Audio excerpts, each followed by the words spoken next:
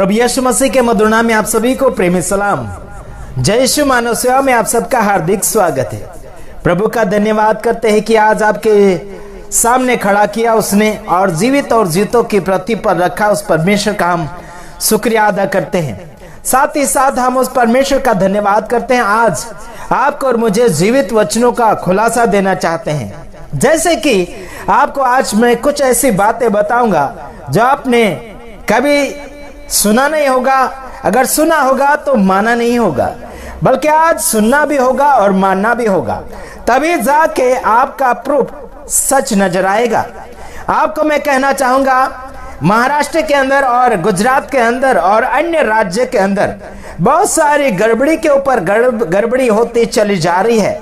हालांकि सुधारा करने के लिए बिल्कुल कोशिशें नहीं किया जा रहा है।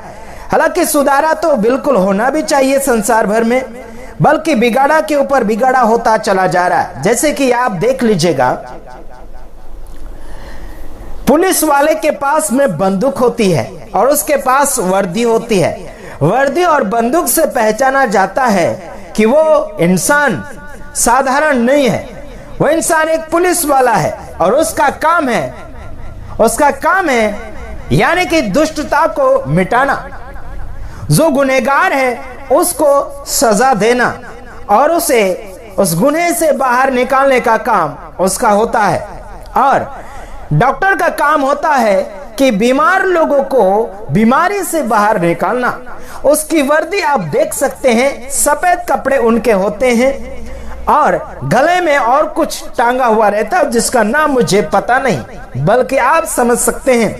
हालांकि आपको मैं कहना चाहूंगा, अगर कोई भी व्यक्ति कोई भी कार्य करता हो तो उसका एक ड्रेस यानी कि यूनिफॉर्म होता है, पहचान। उसी प्रकार से प्रभु में भी यूनिफॉर्म है, आत्मिक जीवन यानी कि पवित्रता। आपको मैं बताना चाहूंगा, अगर आप बाइबल का प्रचार कर रहे हैं यानी कि प्रभु यीशु मसीह के नाम के वचनों को आप फॉलो कर रहे हैं या फिर प्रचार कर रहे हैं, उसे क्या कहा जाता है? ईमानदार कहा जाता है और उसे राजदूत कहा जाता है। राजदूत व्यक्ति क्या करेंगे? बड़ा चढ़ा कर नहीं, बल्कि जो है सो है उसका ही बातें प्रकट करने के लिए कोशिश करेंगे।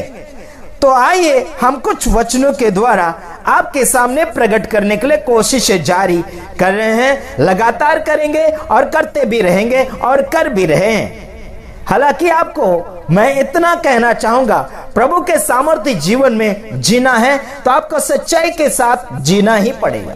राजदूत अगर है तो परमेश्वर के राज्य का प्रचार आप कर रहे हैं। आप दूसरे को राज्य में भर्ती कर रहे हैं, दूसरे को एडमिशन दे रहे हैं, दूसरे को राज्य के विषय में सिखा रहे हैं। परमेश्वर के राज्य के बारे में शिक्षाएं आप देते चले जा रहे हैं। तो आइए हम देख लेते हैं वचन के द्वारा।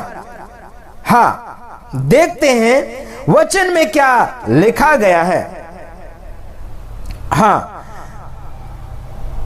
2 कुरिन्थियों का 5:20 वचन हम लोग पढ़ते हैं। जैसे कि वहां पर लिखा, सो हम मसीह के राजदूत हैं, मानो परमेश्वर हमारे द्वारा समझाता है। हम मसीह की ओर से निवेदन करते हैं कि परमेश्वर के साथ मेल मिलाप कर लो। क्या कर लो?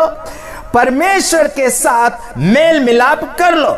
आप और मैं जो परमेश्वर के वचन को लेकर चल रहे हैं, परमेश्वर की बातों को लेकर चल रहे हैं, यानी कि परमेश्वर का वचन अगर आप सुना रहे हैं तो आप और मैं परमेश्वर का राजदूत है। आप राजदूत हैं तो राजदूत सच्चा बोलेगा, झूठ नहीं। राजदूत मिलावट नहीं करेगा। जो है सो है, वो हकीकत है। हकीकत बातें बताने में डर नहीं लगता।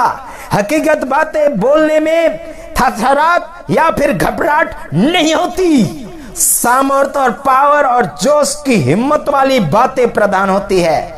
राजदूत अगर आप हैं तो राज करने वाले हैं। आप राज्य का सुसमाचार प्रचार करने वाले प्रचारक हैं। आप साधारण नहीं है।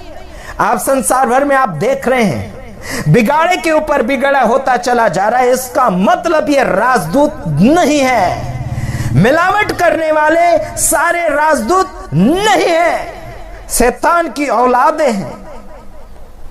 यहां लिखा हम समझाने वाले हैं। हम क्या करने वाले? समझाने वाले, यानी कि सुधारने वाले, परमेश्वर के साथ मेल मिलाप करवाने वाले, परमेश्वर से मिलाने वाले, परमेश्वर के विषय में पहचान देने वाले, परमेश्वर के बारे में परिचय देने वाले, परमेश्वर के साथ मेल मिलाप कराने वाले।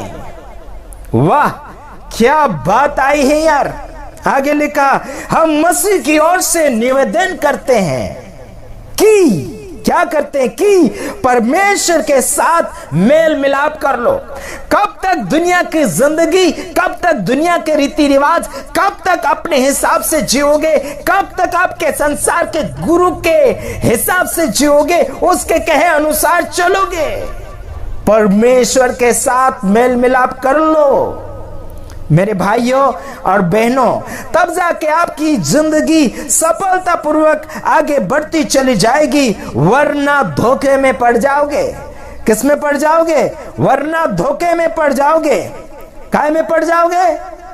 काय में पड़ जाओगे? धोखे में पड़ जाओगे, और धोखे से कोई आपको बाहर निकाल नहीं सकता। बहुत मुश्किल का सामना आपको करना होगा, और उसमें आप बहुत कुछ घाटा पे घाटे, घाटे पे घाटा करते चले जाओगे मेरे भाइयों बहन। क्या करना होगा? कोई घाटे में जीना चाहता है क्या? आप ही बताइए, कोई घाटे में जीना चाहता है क्या? कोई नहीं जीना चाहता।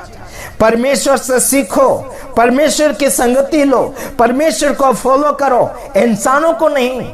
आज संसार भर में परमेश्वर को नहीं बल्कि इंसानों को फॉलो किया जा रहा। जिंदगी को जिंदगी नहीं दे रहे हैं, बल्कि मौत देते चले जा रहे हैं, और मौत में जीवन को जी रहे हैं। नम्रता की भावना के अनुसार जीना तो चाहते, लेकिन सच्ची नम्रता आत्मा में नहीं, ऊपर शरीर में बताने के लिए कोशिश किया जा रहा है। आत्मा का नम्रता सच्चाई है। हेलो, एक्सक्यूज मी, सच्चाई बताने वाला व्यक्ति डरता नहीं है। जिंदगी का बादशाह अगर आपकी जिंदगी में है तो आप राजदूत है, तो राज्य की बात करो, दुनिया की नहीं, संसार की नहीं। हेलो, समझ में आता होगा तो समझ लीजिए, वरना धोखे में पड़ जाओगे। आइए देख लेते हैं। हाँ, मत्ती 11 का 29 वचन देखते हैं।